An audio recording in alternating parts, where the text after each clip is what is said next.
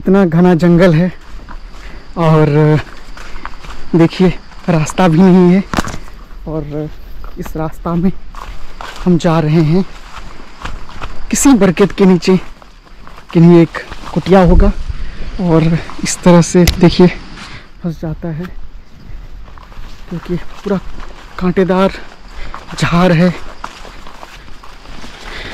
रास्ता बहुत दुर्गम है, आप सामने में देख सकते हैं कितना बीहर जंगल। और इस बीहर जंगल में जाना आप सभी को जय श्री राधे। और अभी हम फिर से एक बार जंगल आ गए हैं और कितना बीहर जंगल है आप देख सकते हैं। इसमें हम संत भगवान की कुटिया खोज रहे हैं और पता नहीं आज मिलेगा वह या नहीं, क्योंकि आप ये देखिए कितना बीहर है। जाना थोड़ा परेशानी भी है क्योंकि रास्ता मिलेगा या नहीं पता नहीं। देख सकते हैं कितना बीहर जंगल है। मां मंदाकिनी की कलकल धाराएं की आवाज आ रही है।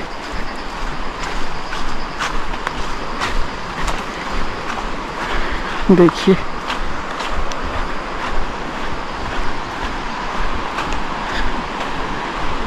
यही वो नदी है जिसे मां मंदाकिनी कहते हैं। और मां मंदाकिनी नदी को पार करके जाना होता है। देखिए जंगल में कितना अच्छा ये दृश्य है मां मंदाकिनी की। और हम इस तरह से पार होके जाएंगे।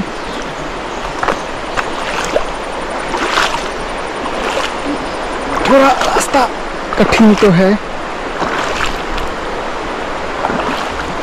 लेकिन कोई नहीं, हम निकल गए। जंगल को घूमते घूमते एक कुटिया नजर आ रही है। अब देखते हैं इस कुटिया में प्रभु जी संत भगवान रहते हैं कि नहीं हैं। जैसे ही हम अंदर आए कुटिया को मैंने देखा और कुटिया के अंदर आए तो बाल संत भगवान टिक्कर बना रहे थे, भोजन प्रसादी बना रहे थे।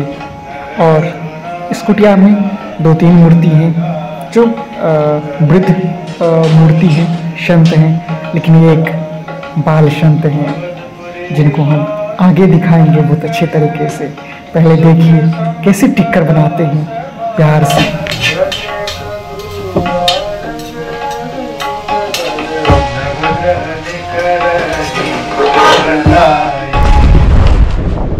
हमारी मां मंदाकिनी की कलकल धाराएं बह रही है और नदी के तट पे संत भगवान भोग लगा रहे हैं मां मंदाकिनी जी को।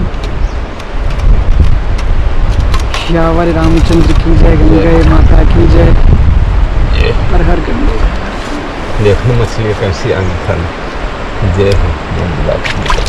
अच्छा मछली आ जाती है। देखिए भोग लगाते ही देखिए कितनी बड़ी बड़ी आती है, लगता है कि उंगली खा लेंगी। देखिए अब माता जी देखिए किस भेष में भगवान मिल जाए कोई भरोसा नहीं। अब जय है। अब हम तो माता जी इन्हीं को मान लेते हैं कि हाँ सही बात। इनको देखिए खाने के लिए कैसे आती है। जय हो जय हो जय हो जय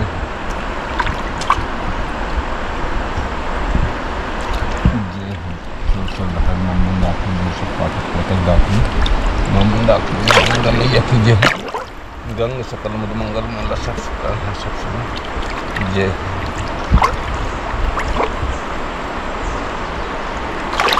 जय हो।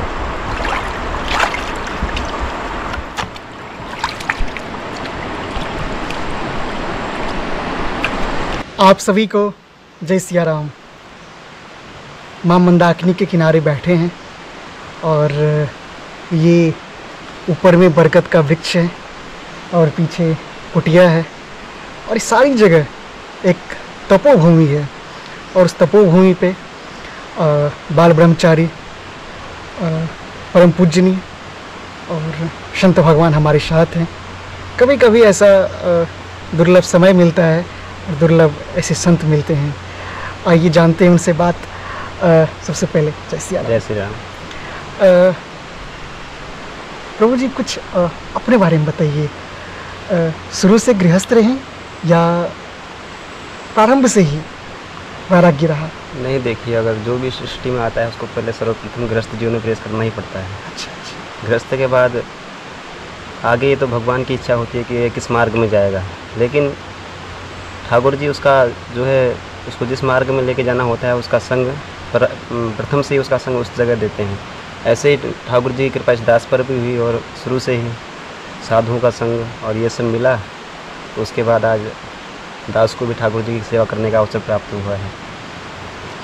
तो हम 8-10 साल की उम्र 10-12 साल की उम्र में गृहस्थ जीवन से त्याग करके। अच्छा जी। 10 वर्ष की उम्र में ही जी। आपने गृहस्थ छोड़ दिया। जी। और ये जंगल का अनुभव कैसा लग रहा है अध्यात्म में? जंगल का जीवन तो देखिए, अगर कहीं भी या संसार में रहेंगे तो सब जगह खटपट है। अनेक प्रकार का जो भजन है या कुछ भी नियम कर रहे हैं आपस में बाधाएं आती हैं। जंगल में एक आनंद है अलग ही प्रकार का, और भजन में भी आनंद आता है। सामने मंदाकिनी जी का किराना है और भी आनंद। साधु लोग तो इसलिए पूर्व से ही जंगलों में कुटिया बना के रहते हैं नियम से, तो इसलिए हम भी यहाँ पर जंगल में रह रहे हैं। आनंद है, खूब भजन चल रहा है बढ़िया से। क्योंकि जब हम आए तो आपने एक प्रश्न पूछा था, जो आपने क्या देखा। जी। आप चित्रकूट घूम रहे हैं, जंगल घूम रहे हैं, क्या देखा? तो हमने वही कहा, ठहराव तो मिला नहीं, लेकिन एक ज़िंदगी का ठहराव चित्रकूट में है। एक सुकून है, एक अध्यात्म है। इंसान को अगर वाकई में अगर ज़िंदगी देखना है तो चित्रकूट आके देखे। जी, देखिए, जिसको अध्यात्म के जीवन में या भगवान के चरणों में उसको प्रीति प्राप्त करनी है, उसको चित्रकूट जरूर आना चाहिए, क्योंकि साक्षात भगवान के उससे मर्यादा पुरुषोत्तम राम भी यहाँ पर आकर 12 वर्ष तक उन्होंने यहाँ पर लीलाएँ रची और अनेक महात्माओं को, मुनियों को प्रसन्न किया। और जो गिरिवासी, वनवासी, आदिवासी लोग हैं उनको एकत्र करके समान दृष्टि से उनको एकत्रित किया, और सब में समान दृष्टि उन्होंने, भगवान ने एक दृष्टि से सबको एकत्रित किया। भगवान चित्रकूट में आ गए तो भगवान को भी ठहराव सा आ गया। अच्छा। गोस्वामी जी लिखते हैं मानस में कि रमेव राम मन देवन जाना। भगवान का मन भी यहाँ पर आगे रम गया, एकदम आनंद आने लगा भगवान को। क्योंकि जब वाल्मीकि जी के आश्रम में भगवान राम पहुँचे तो भगवान ने पूछा कि अब मैं क्या करूँ, मुझे क्या करना चाहिए आगे, तो कहाँ मैं निवास बना के रहूँ।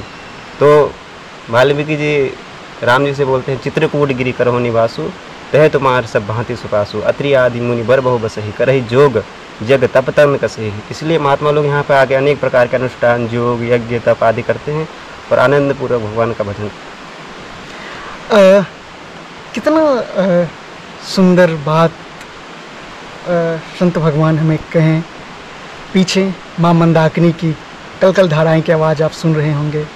बरगद का वृक्ष, जंगल सा, पावन भूमि, और इसमें संत के दर्शन। सच में कभी कभी ये मौका मिलता है, कभी समय मिले तो आइए ऐसी जगह। आप जिस उम्र में हैं, इस उम्र में भोग, माया सबसे ज़्यादा सताती है, और उस उम्र में आप उसको त्याग दिए। ये बहुत बड़ी उपलब्धि होती है मानव जीवन में, क्योंकि 2 युवा आपके सामने बैठा है, एक इधर, लेकिन इतना बड़ा फैसला करने में मतलब ये जो एक फैसला करना होता है और ये एक जो दूरी है, इस दूरी को पार करने में बहुत समय लग जाता है। जी, समय तो लगता है। देखिए, जो माया है इसको तो भगवान अनेक बड़े बड़े महात्मा मुनि हुए उसका भी मोह लिया, लेकिन जिस पर भगवान श्री राम की कृपा हो जाती है या विशेष कृपा राम जी की हो जाती है, उस माया से उसको कुछ प्रयास नहीं करना पड़ता है, वो स्वतः ही इस माया से बच जाता है। क्योंकि जब नारद जी को भजन करने का मन हुआ तो वो गंगा जी के किनारे गए, तो कामदेव ने बहुत जाकर उसके सामने साक्षात प्रकट होकर अपने ऋतु बसंत ऋतु को लेकर और अप्सराओं को लेकर साक्षात उनके सामने कौतुक प्रकट कर दिया। लेकिन नारद जी के मन में बिल्कुल भी क्षोभ नहीं हुआ और ना उनके मन में क्रोध हुआ, क्योंकि जब भगवान शंकर ने काम जी को जब काम शंकर भगवान के पास गया तो भगवान शंकर ने तीसरा नयन उघार के उनका नाश कर दिया। तो नारद जी जब भजन करने लगे तो भगवान की उन पर ऐसी कृपा हुई कि काम उनका कुछ नहीं बिगाड़ पाया और ना उनके मन में क्रोध हुआ। एकदम आनंद पूर्वक उन्होंने भजन अपना समाधि पूरा किया। उसके बाद भगवान के पास दर्शन करने गए। इसलिए भगवान की जिसके ऊपर कृपा हो जाती है वो माया के चक्कर में। तो भगवान की कृपा कैसे होती है? प्रारब्ध के अनुसार या भाग्य के अनुसार या वर्तमान किए हुए कर्म के अनुसार? नहीं, ये तो देखिए जो हमारा ये अभी ये जन्म हुआ है वो पूर्व प्रारब्ध के अनुसार, उस प्रारब्ध को भोगने के लिए ये जन्म हुआ है।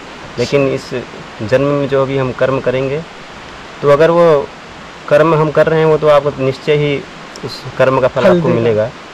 लेकिन अगर आप अध्यात्म या सद्गुरु भगवान की कृपा से उनके मुख से कुछ मंत्र या नाम लेके कुछ कर्म कर रहे हैं तो वो आपको अध्यात्म से जोड़ता है। वैसे तो आप गृहस्थ जीवन में हैं, कर्म करेंगे, कर्म आपको फल देगा। लेकिन जब आप सद्गुरु से किसी संत से जुड़ जाएंगे तो कर्म आपको अध्यात्म की दृष्टि में, जब सद्गुरुदेव क्या करते हैं, जब कोई शिष्य बनता है तो उसको भगवान के सम्मुख ले जाकर उसका संबंध करवा देते हैं कि आज से ये आपका है।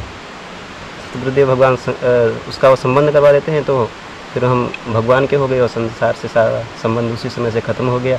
अब भगवान से जो भी है भगवान ही है हमारे। इतनी कम उम्र में आपको अध्यात्म की इतनी परख, भगवान से इतना प्यार मिलता तो है लेकिन कम मिलता है। लोग लड़ाई रहते हैं अपने बच्चे को ऐसे संस्कार देने के लिए, लेकिन हो नहीं पाता है। मुख्य कारण? देखिए मुख्य कारण तो सबसे पहला संग है, क्योंकि संगत से गुण उपजत है, संगत से गुण। माता पिता तो इसमें किसका, माता पिता की गलती है? कुछ ना कुछ माता पिता की भी गलती रहती है और कुछ ना कुछ उनका संग का भी। इसलिए माता पिता को सर्वप्रथम ध्यान देना चाहिए कि हमारा बच्चा किस संगत में जा रहा है, क्या कर रहा है। अगर अभी आप देखें इसी युग की बात है, अगर वही बच्चा कोई दारू पी रहा है, गुटखा खा रहा है, तम्बाकू खा रहा है तो माता पिता को कोई चिंता नहीं है। लेकिन वही बच्चा अगर साधुओं की संग में चले जाता है तो माता पिता उसको बुला के डांटने लग जाते हैं, कहाँ जा रहा है, बाबा बन जाएगा। ये सब ठीक नहीं, हमको तो अपने विचार से ठीक नहीं लगता। और जब का जो लोगों का ये जो भ्रम रहता है जो बाबा बन जाएगा, ये मतलब बाबा शब्द में उनको थोड़ा ये लगता है बाबा बन जाएगा, इसमें ज़्यादा जाएगा तो। लेकिन देखिए घर से फिर तो सबका हो जाता है। घर में वही खटपट, चल बाबा के मठ पर, अगर घर में कुछ खटपट हुई चलो बाबा जी की, बाबा बन शांति वही मिलती है। हाँ बाबा बन जाएंगे। लेकिन बाबा ऐसे कैसे बन जाएंगे? जब ठाकुर जी की कृपा होगी, जब वो चाहेंगे कि इसको अपने चरणों में बुलाना, अपनी सेवा में लेना है, तब जाके ऐसा होगा ना। तो हम लोग तो कितना प्रयास करते हैं कि ये कर लें, ये कर लें, होता वही है जो ठाकुर जी की इच्छा होती है। आपने भी अनुभव किया होगा जी। बिल्कुल हाँ, होगा वही जो जी राम जी चाहेंगे। इसलिए जो आजकल माता पिता हैं सर्वप्रथम उनको ऐसा करना चाहिए, अपने बच्चों को मंदिर में ले जाएं, साधु से जोड़ें, सत्संग से जोड़ें, तो उनका जीवन अच्छा होगा, ऐसा अपना विचार है। बच्चों को आधुनिक शिक्षा और अध्यात्म की शिक्षा दोनों में से कौन सी देना चाहिए शिक्षा? कि अगर जगत में रहना है तो दोनों की आवश्यकता है। दोनों की आवश्यकता हो। जी जी, जगत में रहना है तो खाली ऐसे तो होगा ही नहीं कि खाली अध्यात्म से ही हो जाएगा। तो अगर आप गृहस्थ जीवन में हैं, गृहस्थ जीवन में माता पिता हैं, फिर आगे जाके गृहस्थ जीवन में आप प्रवेश करेंगे, घर नहीं होगी आपकी, तो उसको कहाँ से क्या करेंगे? इसलिए दोनों आधुनिक और दोनों जरूरी है, आध्यात्मिक। लेकिन आजकल देख रहे हैं जो आधुनिक ज़्यादा रहता है, अध्यात्म बहुत कम पाया जाता है। देखिए ये एक तो युग प्रभाव भी है और कलयुग है, कलयुग का प्रभाव भी। जी कलयुग का प्रभाव है और लोग ज़्यादा संतों से जुड़ना नहीं चाहते हैं। ये बात बाबा बन जाएगा जी, घर से मोह छूट जाएगा, घर से मुँह छूट जाएगा। बच्चों को डॉक्टर इंजीनियर बनाने की होड़ ज़्यादा है और अध्यात्म की होड़ बहुत कम है। ये तो मैंने भी नज़दीक से देखा, बहुत कम है अध्यात्म। जी आपने क्या इंजीनियर बन जाएंगे, डॉक्टर बन जाएंगे, वही खाना भोगना, उसके बाद समाप्त, बस वही है ही, वही है ना, वही है ही। तो ये तो आप वो तो जानवर भी कर रहे हैं, भोगना और खाना, और बस इसमें क्या फ़र्क रह गया? तब तक हमको उस आनंद की प्राप्ति नहीं हुई, साक्षात भगवान के चरणों का प्रेम प्राप्त नहीं हुआ, तो क्या फ़ायदा इस जीवन में आने के? जैसे 84 योनियाँ भोग के हम यहाँ आ ही रहे हैं, वही सब भोग करके आ रहे हैं। मैंने वही देखा, घर और पेट पालना तो जानवर भी प्रायः हर जानवर करते हैं। जी जी, फिर इंसान और जानवर में फ़र्क क्या है? जी वही बात है ना, प्रभु की भक्ति। इसलिए वो साधु यही बताते हैं, साधु के चरणों में इसलिए जानना चाहिए हमको क्या करना है क्या नहीं करना है। भगवान साक्षात पुरुषोत्तम राम भगवान आकर मुनियों से पूछते हैं हमको क्या करना चाहिए, हमको कैसे हमारा मार्ग बताइए आप, हम क्या करें, किस मार्ग पर हमको चलना चाहिए। भगवान स्वयं आके संतों से मार्ग पूछ रहे हैं, तो हम तो जीव लोग हैं, हमको तो जाना ही चाहिए संतों के चरणों में। आज हम दास जो भी है संतों के चरणों की रस से अपना ये जो है इतनी कम उम्र में जी। जहाँ पे लोगों को थिएटर जाना पसंद रहता है, मुंबई मेट्रो की, दिल्ली मेट्रो की चकाचौंध देखना पसंद करता है, बहुत सारी भोग विलासताएँ हैं जो पसंद है, क्या आप इस जीवन में खुश हैं अंदर से? एकदम आनंद है, बिल्कुल खुश होने की क्या बात, आप साथ देख ही रहे होंगे। वो मैंने देखा है जी, इतनी जी। आप, मैं सुबह में देखा आप राजभोग बना रहे थे और प्रभु की भक्ति कर रहे थे, रामायण सुन रहे थे। देखिए, जब इस जीवन में आ जाते हैं तो हमारा सब कर्म ठाकुर जी से जुड़ा हो जाता है, जुड़ जाता है सब कुछ। अच्छा। चाहे हम कुछ भी कर रहे हैं, सब ठाकुर जी से जुड़ा होता है। और सुबह हम नित्य उठते हैं तो भगवान का पूजन, उसके बाद उठ के ठाकुर जी की आरती पूजा, उसके बाद फिर ठाकुर जी को जो बाल भोग, उसके बाद फिर राजभोग, उसके बाद फिर ठाकुर जी को विश्राम कराना, फिर उसके बाद फिर ठाकुर जी को उठाना, फिर शाम को फिर भोग, फिर आरती पूजा, पूरा हमारा सब कर्म ठाकुर जी से ही जुड़ा हुआ है, ठाकुर से निहित नहीं है। आपके तिलक देखता हूँ, इतना दिव्य, और दूर से देख करके एक मुझे प्रसन्नता मिलती है, लगता है प्रभु हैं श्री नारद भगवान, नारायण भगवान नहीं, जैसे, नहीं। इतना वो मुझे। और एक तो संत हम लोग के लिए पूज्य है और नारायण के रूप में है, और आपके तिलक तो मतलब बहुत विलक्षण। तिलक तो हर व्यक्ति को करना चाहिए वैसे, अगर सनातन धर्म या हिंदू धर्म में तिलक शिखा इसे रखना चाहिए। शिखा जने और वर्णाश्रम के अनुसार। अच्छा अच्छा। तो तिलक हमारे भगवान साक्षात भगवान राम और जुगल सरकार का स्वरूप है। ये सिंहासन जो है यहाँ पे हनुमान जी को माना जाता है, ये सिंहासन हो गया। अच्छा अच्छा। और ये दोनों चरण हो गए भगवान श्री राम के चरण, ये बीच में लाल लाल कोमल कोमल भगवान माता सीता का चरण। अच्छा, कोई उसी को भाव को मान के हम ये तिलक स्वरूप अच्छा, बनाते हैं। कोई युवा अगर तिलक लगाता है जी, तो अकस्मात कोई मृत्यु होती है, जी, अकाल मृत्यु, जी। क्या वो होता है या नहीं होता है तिलक लगाने वाले व्यक्ति को? क्योंकि हम प्राय बहुत कम देखे हैं तिलक लगाने वाले व्यक्ति का कोई ऐसा अकाल मृत्यु होते हुए। अकाल मृत्यु देखिए तो कर्म के अनुसार है, लेकिन अगर जो भगवान से जुड़ा हुआ है तो हमको लगता है ऐसा कम पाया जाता है। कम नहीं, 0%। 0%। देखिए, ये एक बहुत बात अच्छे बोले हैं, जो अगर अब तिलक रहता है शरीर पे तो अकाल मृत्यु से तो एक्सीडेंट होगा, जी। वो जो भाग्य में लिखा रहेगा वो होगा। हाँ। लेकिन वो कम प्रहार बन के आएगा। हाँ, जो जैसे आपको खूब खुद बड़ा नुकसान होना है, वो छोटा उसका प्रभाव कम हो जाएगा उससे। हाँ, ये होता है, लेकिन कर्म किया है तो उसका फल आपको भोगना ही ठाकुर पड़ेगा। जी की कृपा उसको सामान्य कर देती है। और अभी हम ज़्यादा समय नहीं लेंगे प्रभु जी का। प्रभु जी, गृहस्थ जीवन में कैसे मंगलमय सुखमय जीवन अपने बच्चों को दे और वो गृहस्थ जीवन अच्छा हो? गृहस्थ वही हम बताए आपको कि साधुओं से जोड़ें, सत्संग से जोड़ें अच्छे से। ये नहीं कि साधु से ही जोड़ें, मतलब जो अच्छा है, जो भगवान अच्छी बात बता रहे हैं कि हमारे किस प्रकार से कल्याण हो, अच्छे मार्ग पर लेके जा रहे हैं, उसका संग करें। क्योंकि संग का प्रभाव बालपन से जो संग कर, जैसे एक वृक्ष होता है, उस वृक्ष को उस समय आप किधर भी ऐसे इधर मोड़ देंगे तो ऐसे टेढ़ा हो जाएगा वो। ऐसे अगर किसी बालक को अच्छे बचपन से अच्छा संग देंगे तो जाकर भविष्य में बहुत अच्छा। दैनिक जीवन कैसा होना चाहिए बच्चों का? दैनिक जीवन वैसे गृहस्थ जीवन में उतना नियम नहीं हो पाता है, लेकिन फिर भी थोड़ा बहुत करना ही चाहिए। साधुओं से जुड़ के जो बताते हैं सुबह ठाकुर पूजा वूजा, उसके बाद अपना नित्य नियम जो है पढ़ाई लिखाई वो करना जी। चाहिए। और माता पिता की भक्ति अध्यात्म में कितना जरूरी है? माता पिता की तो हमारे इसमें अगर हम इस विरक्त पेश में भी आ गए हैं, फिर भी हम माता के ऋण से मुक्त नहीं हो सकते। इसलिए भी कोई दंडधारी सन्यासी भी हो, अगर उसके समक्ष में उसकी माता आ जाए तो उसको साक्षात दंडवत प्रणाम करना चाहिए, ऐसा शास्त्रों में लिखा है। अच्छा अच्छा। अगर वो प्रभु की भक्ति ना करता हो, माता पिता की भक्ति बहुत करता हो, तो क्या उसको प्रभु की भक्ति जैसा फल मिलेगा? हाँ, बिल्कुल बिल्कुल। माता पिता को साक्षात भगवान का स्वरूप ही माना गया। अच्छा। और अंत में माँ मंदाकिनी का तट है, ये बरगद का वृक्ष है, और तट का वृक्ष है। मानस गोस्वामी जी बोलते हैं कि भगवान शंकर को, हम तो इसको साक्षात भगवान शंकर का स्वरूप मानते हैं, क्योंकि इसके नीचे भगवान शिव को एकदम आनंद मिलता है, बट विश्राम। अच्छा। बट के नीचे भगवान शिव को आनंद मिलता है, इसलिए इसको बट को शंकर साक्षात भगवान शंकर का स्वरूप माना गया। क्योंकि हम जंगल में जहाँ जहाँ गए हैं, जंगल नहीं इसको तो वन कह सकते हैं, और वन में जहाँ जहाँ विचरण किए हैं, तो बरगद के नीचे ही संत भगवान का कुटिया पाया गया है आज भी। ये त्रेता द्वापर और कलयुग में भी। सही बात, ये बताए ना, भगवान साक्षात भगवान शंकर का स्वरूप है। हम तो भगवान साक्षात के शंकर भगवान की छाया में है, किसी चीज़ का भय है। तो चलिए प्रभु जी से विदा लेते हैं। जय सिया राम। जय